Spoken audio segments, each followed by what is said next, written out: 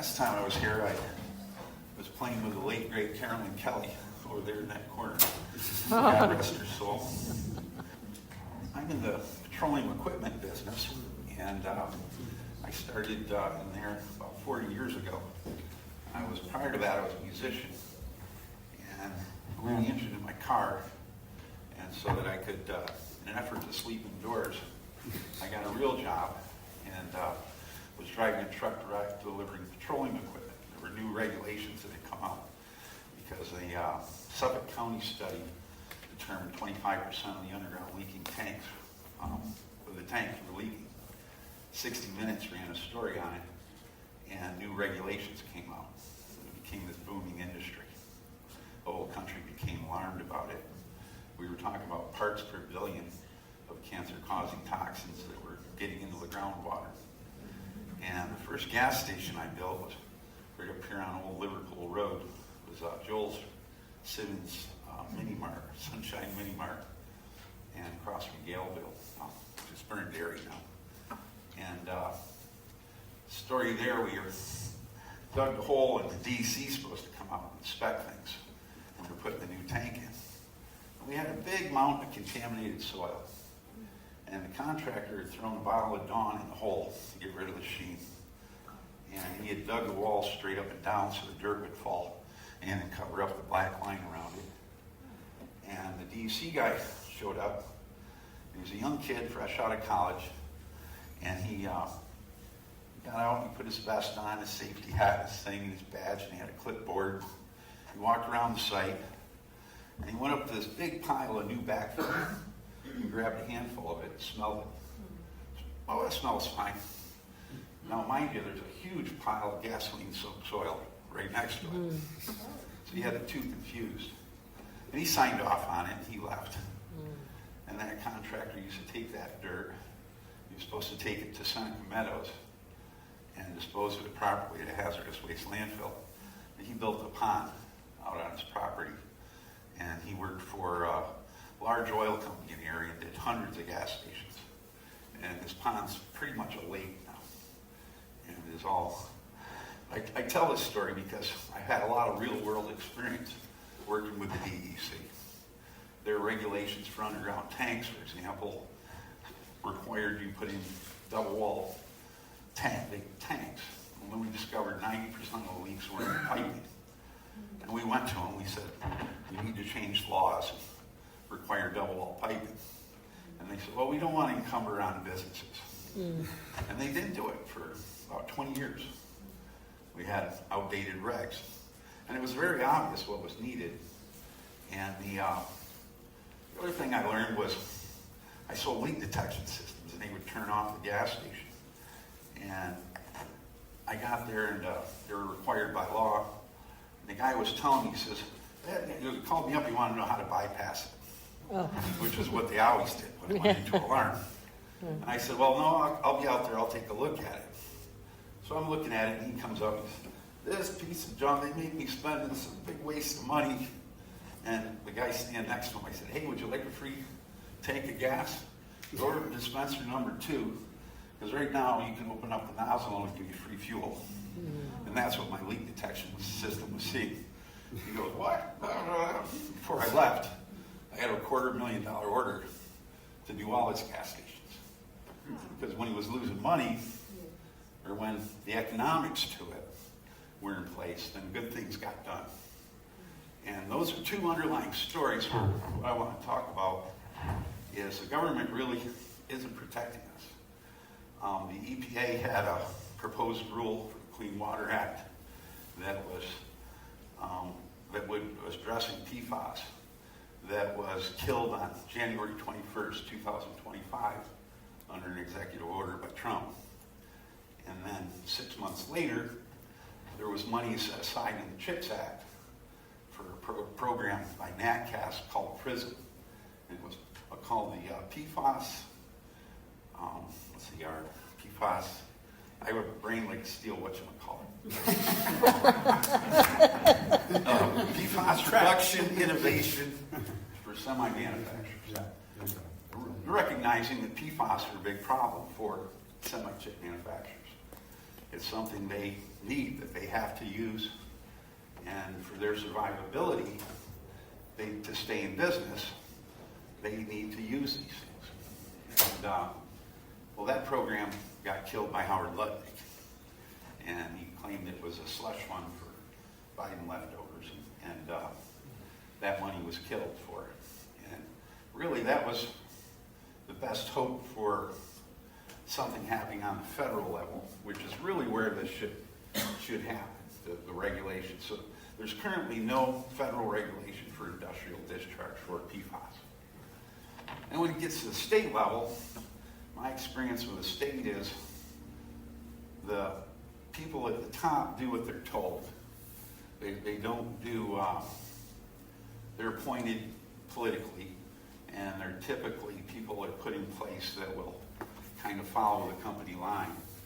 And it's become apparent to me, in my opinion, which is an important phrase to use for slander, libel lawsuits, is my opinion that the state told the DEC to not kill the Micron deal.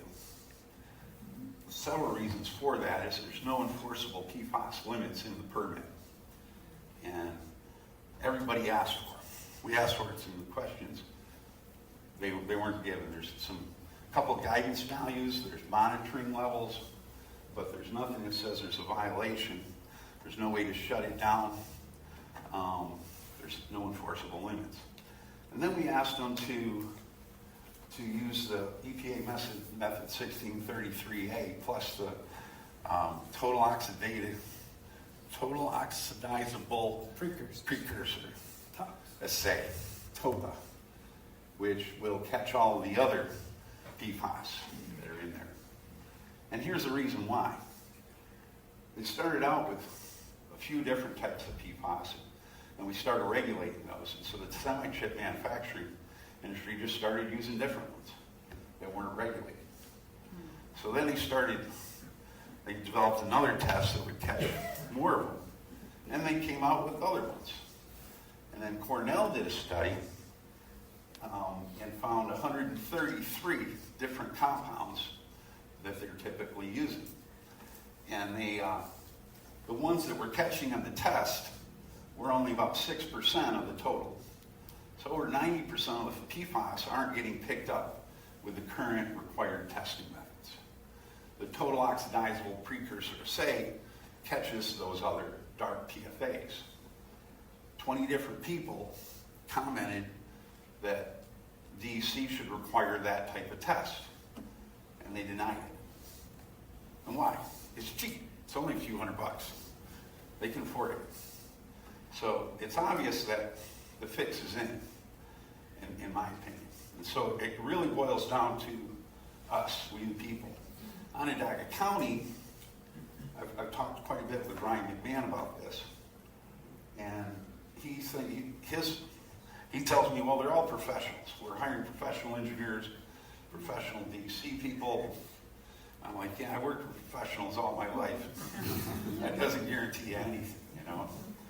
And then as I dug further into it, I really only got into this about 2 months ago. I've known about PFAS and worried about them, and I was worried about Micron, and then I decided at this point I needed to dig in and start looking. And the further I've looked, the more and more I found. And the more I found with what Ryan knew, I found, for example, the engineering study done for the county on their website, and it's marked confidential, not subject to FOIL. And in there I found a lot of things that frightened me. They expected to be able to reduce PFAS through a membrane biological reactor was one. And PFAS doesn't break down biologically. It's the strongest bond known in organic chemistry. It's a fluorine tied to a carbon. And it's tied together so tight, you can't get it apart. It's indestructible almost. And that's why it's called a forever chemical. It doesn't break down in nature. But somehow they're going to reduce their PFAS during the membrane biological reactor. So I looked into those, and it's a big bubbling machine. And what the DEC did with contaminated soil was we put it on plastic out back of the gas station, and all the cancer-causing toxins would go to the air. And that's the way they protected the water. And it reminded me of that. I've seen that, you know, that's the way to get rid of it. And there's no way to detect PFAS in the air that I'm aware of. I've been looking for one. And so they're able to reduce PFAS by bubbling it in the aerator. A lot of it will go into sludge, as Don mentioned, and the rest will go downstream undetected, the dark PFAS. And I went back to Ryan McMahon and I said, Ryan, either you're playing me dumb or you're playing dumb. Or you're playing dumb or you're playing dumb. And I know you know more about it. Well, I have a family camp up on Pleasant Lake, and my kids swim in that water, and I have a home not too far from there. And I kind of believe he sincerely wants to make sure that we don't have PFAS. But it's his legacy career accomplishment, and he's not willing to kill that. Right. And so that's our last line of defense right now is Onondaga County Legislature. Now, the next thing coming up is a bond for the industrial treatment plant. And the head of the committee that's overseeing that, the environmental committee, is Greg Erickson from Skinny-Atlas. And he happens to be an attorney with experience dealing with liability from wastewater treatment plants. And I looked into the liability issue because in Boise, Micron was able to shield themselves from all the liability by handing their wastewater over to the town. We'll build this big plant and employ people, but your wastewater treatment plant isn't big enough. Oh, we'll build you one, which is the same thing we did here. It's the same playbook. They build it, they hand them the waste, it goes in the water, people sue, Boise's liable, not Micron. Micron never said, we're going to limit our discharge to this amount, which is critical for this project. We need them to do that. The reason being is there's no indemnification from the county if they don't have enforceable limits from Micron. And right now there are none. So we're taking on all the liability. Now in Cape Fear, DuPont Chemours had a similar discharge output, and with the way the permit's written, we could exceed what they put out for 17 years, and the cancer rates went through the roof. They found PFAS in the river. You can't fish in Cape Fear anymore. The Cape Fear River, 17 miles of it, I think, are unfishable. You can't eat the fish. And we're going to have potentially that same problem. This could hit the St. Lawrence in the same way. And the fish bioaccumulate PFAS 1,000 times because they eat it, another fish eats them, and it builds up. And when it hits a level that's 40 parts per trillion in the flesh, there you can't eat fish anymore. And the sidetracked from my point there. I was back on the county. Yeah. So we're putting pressure on Greg Erickson to not approve the upcoming bond vote at the Onondaga County Legislature for the new industrial treatment plant until Micron agrees to limit their PFAS discharge of what's coming into it. And that further, for Micron to handle the destruction and removal of PFAS. And the reason for that is they understand what they're putting in the water better than anyone. They have the ability to change it. They understand their processes. They know if they're using heat transfer fluid that contains a lot of PFAS and does an effective job, but it's expensive to treat, to remove the PFAS, well, maybe it's cheaper for them to use a different heat transfer fluid.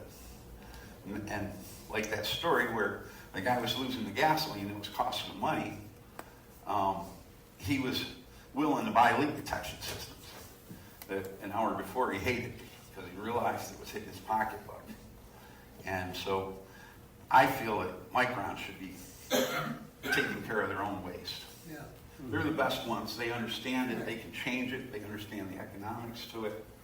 And so that's, and then one other lever we have left is with the Empire State Development. They're giving Micron $5.5 billion under the Green Chips Act. And in that agreement that Micron signed was a requirement for sustainable waste stream, waste discharge, or however they said it. And I've written the governor and Hope Knight, the director of the Empire State Development, to put in there a written requirement for Micron to limit their PFAS discharge as part of one of the conditions of receiving that $5.5 billion. And you really, to deal with the PFAS, it's somewhere between $500 million and $1.5 billion. And we're giving them $14 billion. Their market cap has gone up $300 billion in the last year just because they forecasted growth because of this plan. And I told Ryan McMahon that. I said, in case you're worried about Micron and putting in, requirements on them, if one word got out that this plant might not happen, it could cost them $300 billion in their market cap. So you've got a lot of leverage. They need you more than we need them right now. They have a $450 billion total market cap. So 2/3 of their value is based on their expected growth. It pushed their PE ratio up. So the action that we need, it's really up to us, the people, we the people, to stop this. And I think what I'm trying to do right now, I spoke with Nancy Lorraine, and she gave me some advice. She said that I should approach the Jefferson County Legislature and make them aware of what's going to be coming downstream and how it could wipe out their fishing and tourism industry. Yeah. And to send a resolution to Onondaga County and require them to limit the PFAS discharge and send a resolution to the DEC for them to write in PFAS limits into their speedies permit on the discharge. And I just submitted an article last night to Thousand Island Magazine about this. And with my website, ForeverChemicals at NewYork.com, I have all this information. I have this and more. I have tons and tons. And that I collect. I've got the Boise story, the permitting, the speedies, everything I've talked about and more. All the health effects and things it's a great informative website. I encourage you to visit it. I also have a summary version of it printed out in a booklet here. I've only got 30 copies of it at FedEx this morning because he said it was going to be about $600-700 bucks. I said, okay, hang on a second. You check my balance. So it's 46 pages double printed, and it's a good summary version. But if you're in the press or a legislator or somebody that has the time to dig in and you're interested in that, they're here for free. You feel free to take one. And visit my website, again, at ForeverChemicalsNewYork.com. And our actions are we need to put pressure on the Onondaga County Legislature or the governor's office to put pressure on the Empire State Development. Those are our two levers right now that we have left to stop this, what's going to happen. And it's pretty evident, clear. The fix has been in. There's nothing to stop Micron from doing this. It's what they've done, they've become very good at. They contaminated the Boise River. A few years ago, they got a permit for underground wells, 1,200 feet deep, 20 inches large, pumping about 6,000 gallons a minute, I believe, into the aquifer. And Boise just discovered PFAS in their drinking water aquifer, their deep well aquifer. And it can be from 3 different sources. So again, Micron's dodged liability. And we don't know, they're using heat transfer. liquid is what they're disposing there. But they played a lot of games. They played this cat and mouse game with the regulations. They jumped through a lot of hoops to continuing using PFAS because it's not really a moral, it's a business strategy. It's one, they need to use PFAS to survive, and they found a way to do that. And the health and safety data has become clearer and clearer that these things are really bad. But EPA had a tough time deciding a safe level because they never go away. It was 30, and then they talked about 13, and ended up at 4. Well, 1 is bad, because 1 builds up, attaches to proteins, it goes to your kidney. There's a definitive line to kidney cancer, which has seen a 178% increase since 1975. It was especially prevalent around the DuPont Comores, and there was 1.6 billion, I believe, was settled with plaintiffs that developed cancer from that discharge into that river. And so it survived a court battle. It was proved. It's pretty much settled science now that PFAS cause kidney cancer. It's likely, more than likely, to cause many other problems that are listed, and that's all in this pamphlet. There's different levels of that are. This is settled science, and this is more likely, and this is possibly, and there's one study with 60,000 people down at the Cape Fear River that was done, and from that, a lot of this data was drawn. They were the guinea pigs, and the same thing can happen here. What we're building here is the same thing they built in Boise. It's the same process, it's the same company, it's the same relationship with the county, with the wastewater treatment plant. We've got a polluted river there we can point to. And nobody's done a total oxidizable precursor, say, in Boise. And I approached a couple labs. One's come back to me and they said they don't want to do it because of anything having to do with micron. And so I've contacted 3 others now. It's been 2 weeks and I haven't been able to get a reply. So one way or another, I'm getting the water tested in Boise, so you can see the total of what's upstream, what's downstream, so we know what Micron's contribution to that is. And that'll be some pretty hard data. I found the most traction in this campaign in the Thousand Islands. Doesn't matter if you're red or blue, you love the Thousand Islands. You don't want to see it ruined for generations, forever. Forever is a long time.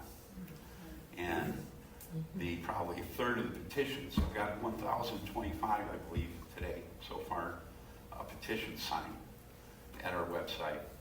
And probably a third of those have come from the North Country, up in the St. Lawrence. So I'm kind of focusing my efforts up there. I'm from Alexandria Bay. It's my hometown. And my triple great-grandfather moved there in 1830. My grandfather was the chairman of the Hudson River Black River Regulating Boards. And so I grew up, he was always worried about, what they're doing upstream ends up downstream. Mm-hmm. And, so that's my background. Yeah. I thank you very much.